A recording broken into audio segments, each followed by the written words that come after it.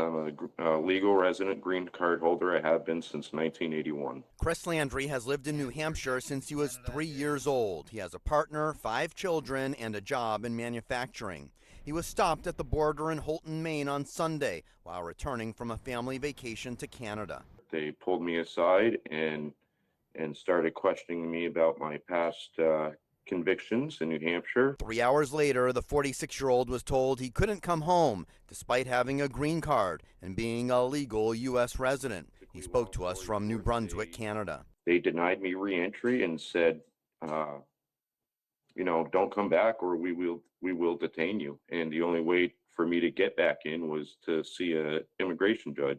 In 2004 and 2007, Landry faced charges of marijuana possession and driving with a suspended license, but says he's had no criminal record since. He was given a suspended sentence and paid his fines. So I never thought that would threaten my status as a resident of the United States. U.S. Customs and Border Protection telling us in a statement, possessing a green card is a privilege, not a right, and under our nation's laws, our government has the authority to revoke a green card if our laws are broken and abused. Lawful permanent residents presenting at a U.S. port of entry with previous criminal convictions may be subject to mandatory detention and/or may be asked to provide additional documentation to be set up for an immigration hearing.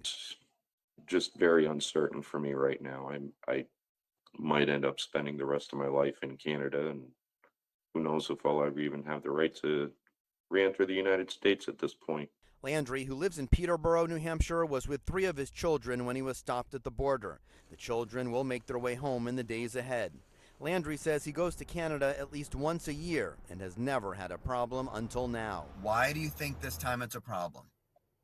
Because of the new administration and their new policies.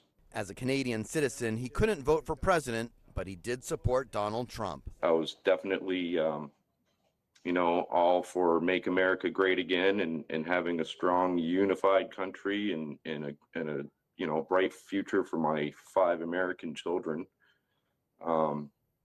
But now I feel a little differently.